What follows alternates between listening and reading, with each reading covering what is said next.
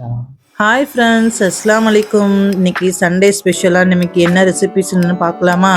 இன்னைக்கு வந்து ஹைதராபாத்தி சிக்கன் பிரியாணி தான் நான் செஞ்சுருக்கேன். நான் எப்படிலாம் செஞ்சுருக்கேன் அப்படிங்கிறத நம்ம இன்னைக்கு வீடியோக்குள்ளே போய் இருந்து பார்க்கலாமாங்க. நான் 1.5 கிலோ சிக்கன் எடுத்திருக்கேன். இப்போ அதில் வந்து 2 டேபிள் ஸ்பூன் அளவுக்கு மிளகாய் தூள் சேர்த்துக்கலாம். மல்லித்தூள் வந்து 2 டேபிள் ஸ்பூன் சேர்த்துக்கிறேன்.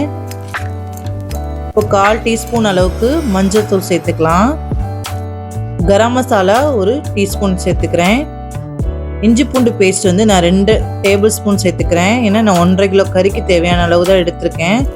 இப்போ இந்த சிக்கனுக்கு தேவையான அளவு சால்ட்டு சேர்த்துக்கலாம். இப்போ பட்டை, கிராம்பு, ஏலக்காய், ஜீரகம்லாம் சேர்த்துருக்கேன். 3 ஏலக்காய், 3 கிராம்பு, 3 பச்சை மிளகாய் நல்லா இடித்து சேர்த்துருக்கேன். 200 கிராம் தயிர் சேர்த்துருக்கேன்.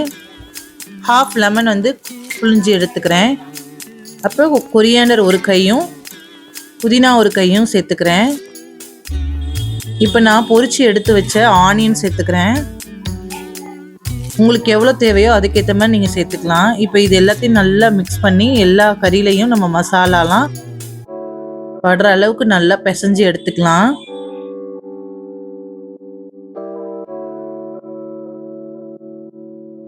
எல்லா இடத்துலையும் ஈவனாக இருக்கிற மாதிரி நல்லா பிசைஞ்சு எடுத்துக்கோங்க. அப்போனா தான் நல்லா 1 மணி நேரம் இதை வந்து நல்லா நம்ம இப்போ வந்து ஊற வைக்கணும். அப்போ தான் வந்து நல்லா எல்லா கறியிலையும் நல்லா மசாலா பிடிச்சி நல்லா டேஸ்ட்டாக இருக்கும். இதே மாதிரி எல்லாத்தையும் நல்லா நான் பிசைஞ்சு எடுத்து இப்போ 1 ஹவர் போல் மூடி வச்சுக்கலாம். நான் 1/2 ஹவர் வந்து பாஸ்மதி ரைஸ் வந்து 1 கிலோ எடுத்திருக்கேன். பாருங்கள், 2 கழுவுக்கு நல்லா தேய்ச்சி கழுவிட்டு ஊற வச்சுருக்கேன். இப்போ இந்த பாத்திரத்தில் வந்து நான் 3 லிட்டர் தண்ணி சேர்த்துருக்கேன். இப்போ அதில் வந்து பட்டை, கிராம்பு, ஜீரகம், பிரியாணி இலை இதெல்லாம் சேர்த்துக்கலாம். இப்போ 1 கை அளவு வந்து புதினா, மல்லி இலையும் நான் சேர்த்துக்கிறேன். இப்போ நம்ம இதில் வந்து மூடி போட்டு நல்லா வந்து ஒரு கொதிக்க விடலாம்.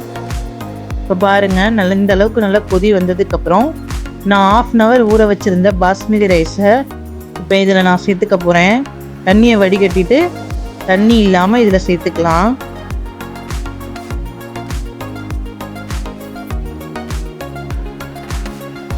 நான் வந்து கையில் தான் அள்ளி போட்டுட்ருக்கேன். நீங்கள் அப்படியே தண்ணி வடிச்சிட்டு கூட சேர்த்துக்கலாம். இப்போ இந்த ரைஸ்க்கு தேவையான அளவு உப்பு வந்து 2 டேபிள் ஸ்பூன் சேர்த்துக்கிறேன். ஏன்னா வந்து இந்த தண்ணி நீங்கள் பொரிச்சு பார்க்கும்போது கொஞ்சம் லேசாக வந்து உப்பு கக்கிற மாதிரி இருக்கணும்.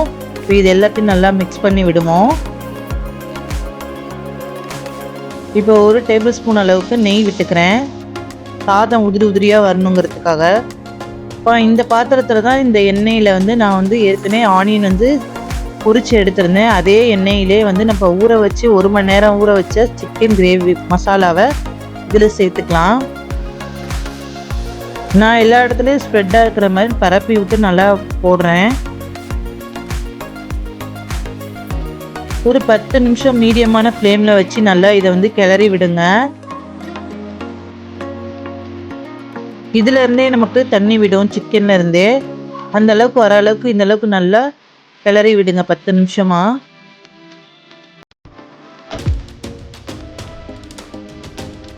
இப்போ வந்து தண்ணி சிக்கன்லேருந்து வெளியாயிருக்கு. இந்த டைமில் வந்து அரிசி வந்து நமக்கு 80% நல்லா வெந்திருக்கணும். இப்போ பாருங்கள், நான் ரைஸ் வந்து உடச்சி காட்டும் போது 2 3 உடஞ்சி வருது. இப்போ இந்த டைமில் வந்து நம்ம ரைஸ் வந்து தண்ணி இல்லாமல் எடுத்து நம்ம வந்து இந்த சிக்கன் மேலே பரப்பிக்கலாம். இதே மாதிரியே நான் எல்லா ரைஸையும் வந்து நான் மேலே வந்து ஸ்ப்ரெட் பண்ணி பரப்பி எடுத்துக்கிறேன்.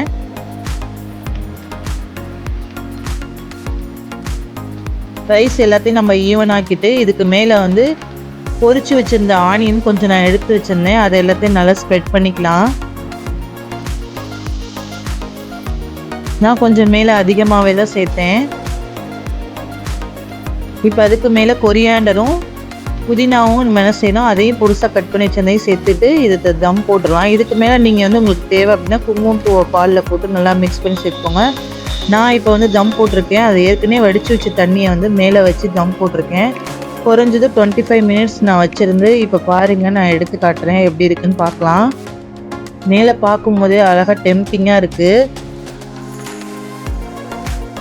இப்போ நம்ம வந்து சாதம் உடையாத அளவுக்கு அடியில் இருந்து நல்லா வந்து கிளறி விடுவோம்.